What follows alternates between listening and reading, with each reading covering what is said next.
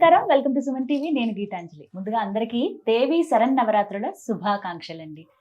ఇవాళ 5వ రోజు.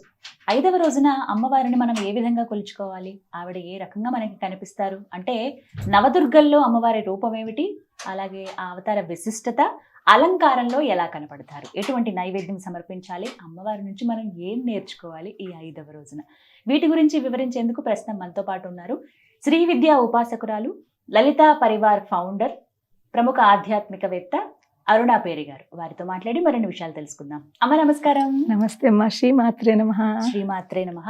నవరాత్రులు చాలా చక్కగా జరుగుతున్నాయి. ఇందులో 5వ రోజుకు వచ్చేసాం. 5వ రోజున అమ్మవారి అవతారం ఏమిటి, ఆ అవతార విశిష్టత వివరిస్తారా? తప్పకుండానమ్మా. యా దేవీం సర్వభూతేషు శాంతి రూపేణ సంస్థిత నమస్తస్యై నమస్తస్యై నమస్తస్యై నమో నమః. ఇక్కడ మనకి పంచమి రోజుని 5వ రోజు అమ్మవారిని మనం స్కందమాత, స్కందమాత అంటే ప్రథమం శైలపుత్రీ చ ద్వితీయం బ్రహ్మచారిణి తృతీయం చంద్రఘంటేతి కూష్మాండేతి చతుర్థకం పంచమం స్కందమాతేతి స్కందమాత. స్కందుడు అంటే ఎవరు? కుమారస్వామి. కుమారస్వామి, కార్తికేయుడు. కుమారస్వామి యొక్క తల్లి రూపంలో ఈ రోజున మనం ఆరాధిస్తాము. ఇప్పుడు మనం స్టార్టింగ్ నుంచి ఒకసారి చూడండి. శైలపుత్రి అయింది, తర్వాత బ్రహ్మచారిణిగా తపస్సుకు వెళ్ళింది, శివుడితో వివాహం జరిగింది, దాని తర్వాత కూష్మాండు అంటే పెళ్లి, వివాహం అయిన తర్వాత గర్భవతి. ఎంత చక్కగా మనకి నవరాత్రులు ఎలా వస్తున్నాయి, దాని వెనకాల తత్వం అర్థం చేసుకుంటే చాలమ్మా మనకి.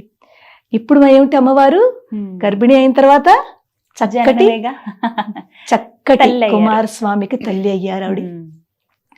ఆవిడ చేతిలో 4 చేతులు ఉంటాయి. 4 చేతుల్లో ఒక చేతిలో కుమారస్వామిని చక్కగా కూర్చోబెట్టుకుంటారు.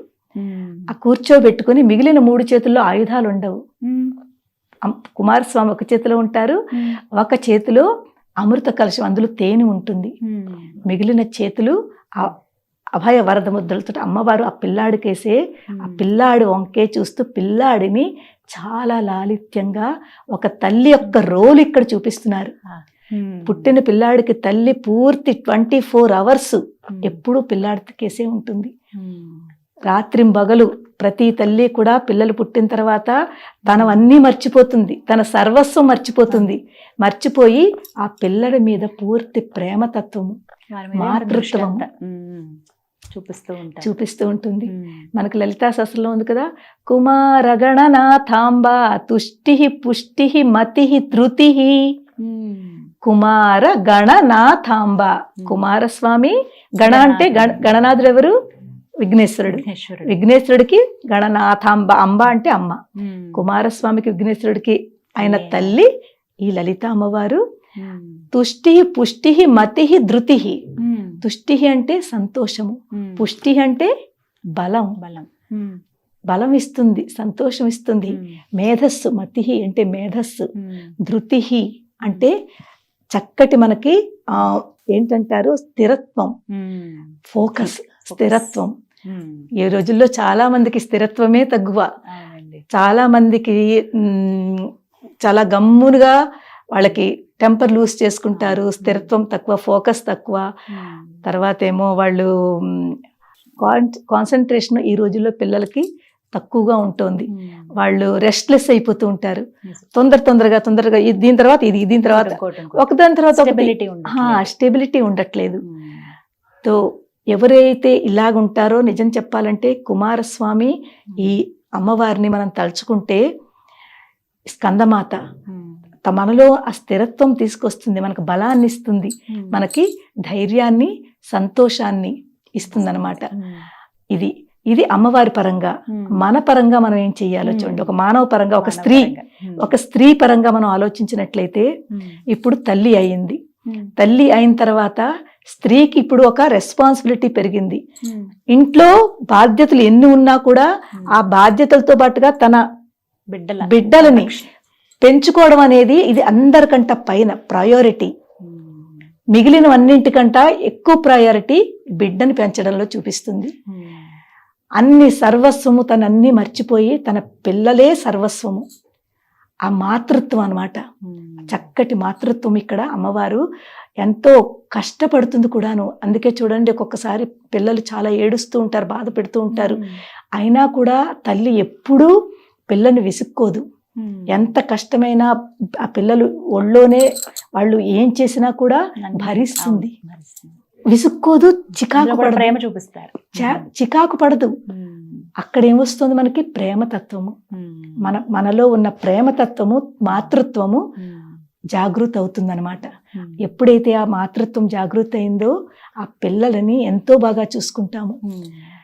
ఇక్కడ మనకు అమ్మవారు ఏం చెప్తోందంటే అందరూ సమానమేను. ఇక్కడ ఒక సమానత చూపిస్తోంది. ఎవరు వేరు కాదు, వీళ్ళు వేరు వాళ్ళు వేరు అలా కాదు. అందరిలోనూ సమానత్వం చూడాలి, అందరూ ఒకటేను అనే భావన రావాలి.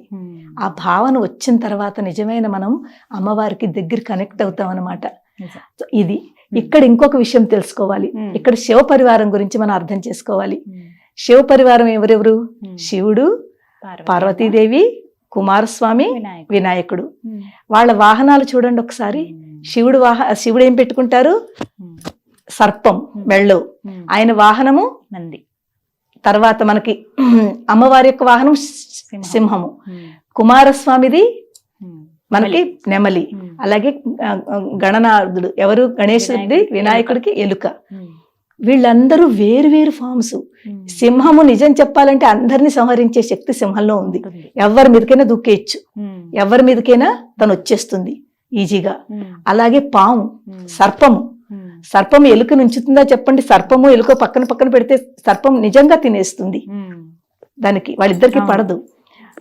అలాగ మనం చూసుకున్నట్లయితే ఇక్కడ వాళ్ళందరూ ఒకే చోట ఉంటున్నారు. ఒకే రూపంలో, ఒకే పరివారంలో 4 వేరు వేరు రూపాలతోటి, 4 వేరు వేరు తోటి ఇక్కడ ఉంటున్నారు. కలిసిమెలిసి ఉంటున్నారు. ఐక్యత. ఇక్కడ మనకేం చెప్తోంది? ఐక్యత. మనకి అమ్మవారు చెప్పేది కూడా అదే.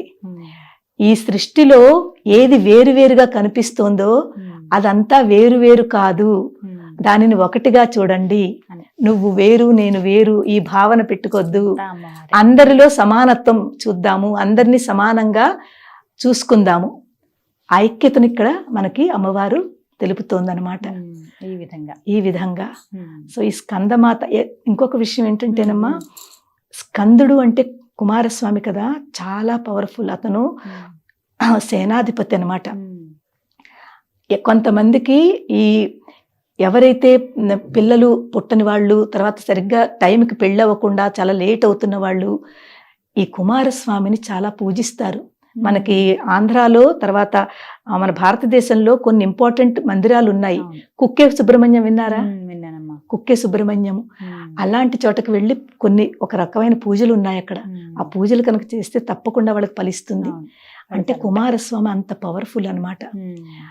ఇక్కడ మనకి అమ్మవారు కుమారస్వామి స్కందమాత కింద వచ్చిందంటే మనకి కుమారస్వామి లాంటి ఒక చక్కటి తత్వాన్ని మనకి ఇస్తోంది. మనం దాన్ని అర్థం చేసుకుని, మనం ఆ తత్వాన్ని అర్థం చేసుకుని, ఆ ధైర్యము, ఆ శక్తి, ఆ పవరు మనం కూడా మనలోకి తెచ్చుకోవాలి, పొందగలగాలి. ఇక్కడ మరి అలంకారాలలో 5వ రోజు ఎలా కనపడతారమ్మా? ఇక్కడ అలంకారాల్లో కొన్ని చోట్ల మనకి చండికాదేవి కింద చేస్తారు. చాముండా చండిక కదా మనకి లలితా శాస్త్రంలో ఉంది. అపర్ణ చండిక చండముండా సురనిషూదిని. చండిక చండముండ అనే అసురులని అమ్మవారు చంపింది కాబట్టి ఆవిడ పేరు చాముండా చండిక అని పేరు వచ్చింది. ఈ చండికాదేవిని చక్కగా పూజిస్తారు. చాలా అమ్మవారిని ఎంతో వైభవంగా, మనకి నార్త్ సైడ్ లో అది అయితే చాలా చాలా వేరుగా చక్కగా అలంకరిస్తారు. అలాగే మనకి సౌత్ సైడ్ లో కూడా చాలా చక్కగా అలంకరిస్తారు. అమ్మవారికి కూడా దద్దోజనము అది అంటే చాలా ఇష్టం అన్నమాట. అల్లంగారులు, దద్దోజనము ఇలాంటివి నైవేద్యం కింద పెడతారు. ఆ ప్రసాదం అందరూ స్వీకరిస్తారు. మరి ఆ రోజు పఠించవలసినటువంటి మంత్రం ఓం శ్రీ చండికాయై నమః. ఓం శ్రీ చండికాయై నమః. అలాగే స్కందమాత. ఓం దేవి స్కందమాతాయై నమః. ఓం దేవి స్కందమాతాయై నమః. మన స్కందమాతానికి తలుచుకుంటున్నాం, ఇక్కడ చండికాదేవిని తలుచుకుంటున్నాము. ఇలాంటి మనకి శివ పరివారంలో ఉన్న అందరూ కలిసిమెలిసి ఎలా ఉండాలి అన్నది ఒకటి తెలుసుకుంటున్నాము. అలాగే మనం అక్కడ తెలుసుకోవడమే కాదు, జస్ట్ వినడము కాదు, మనం మన పరివారంలో కూడా అలాగే ఉండాలి, అందరితోటి కలిసిమెలిసి ఉండాలి, అందరికీ కూడా ఏకత్వం సమానత్వం చూపించాలి, ఆ క్వాలిటీ మనం తెచ్చుకోవాలి మనలో. ఇది ఇక్కడ మనకు అమ్మవారు చెప్తోంది. ఈ విధంగా ఆ రోజు ఇంకా ఏమన్నా నియమాలు అంటూ ఏమన్నా ఉంటాయమ్మా ఆ రోజు ప్రత్యేకంగా? నియమాలంటేనమ్మా నవరాత్రుల్లో మనం రోజు ఎలా చేస్తున్నామో అంతేనమ్మా. నియమాల్లో కూడా అమ్మా చాలా మంది మడిలు ఆచారాలు అవన్నీ అంత పట్టించుకోకూడదు. ఎందుకంటే ఆ మడి ఆచారాల్లోకి వెళితే మనము చాలా కష్టపడతాము. బట్టలు వేరేగా ఉండాలి, అది ముట్టుకోకూడదు, ఇది ముట్టుకోకూడదు, పిల్లలు నడుస్తుంటే వాళ్ళు ముట్టుకోనియరు, ఇవన్నీ పూర్వకాలంలో చేసేవారు. ఇప్పుడు అంత స్ట్రిక్ట్ గా ఆ ఆచారం పెట్టుకోకుండా చక్కగా స్నానం చేసి శుభ్రమైన దుస్తులు మనం ధరించి చక్కగా అమ్మవారికి మనం ఏదైతే పంచోపచారము షోడశోపచారము ఏదైతే ఉందో, ఏ నైవేద్యం అయితే చేశామో భక్తితోటి చెయ్యండి, వీలుంటే చెయ్యండి. ఒకవేళ వీలు లేకపోతే మనం చెప్పిన నామ మంత్రం తలుచుకుని అమ్మవారికి ఓం శ్రీమాత్రే నమః అని ఒక పుష్పం పెట్టండి, మానస పూజ చేయండి, అదే ఆవిడ చాలా ప్రీతి చెందుతుంది. చాలా చక్కగా వివరించారమ్మా, ధన్యవాదాలు. శ్రీమాత్రే నమః. అమ్మ విన్నారు కదా, నవరాత్రుల్లో ఏ విధంగా అమ్మవారిని పూజించుకోవాలో ఒక్కొక్కటి వివరిస్తున్నారు. ఇది 5వ రోజున ఇప్పటివరకు మీరు చూసారండి. మిగతా రోజుల్లో కూడా ఏ విధంగా అమ్మవారిని పూజించాలో తెలుసుకోవాలంటే దీనికి సంబంధించిన వీడియోస్ అన్నీ కూడా ఉంటాయి. మీరు అవి కూడా చూసి ఎలా కొలుచుకోవాలి అమ్మవారిని తెలుసుకుని చక్కగా పూజించుకోండి. ఇది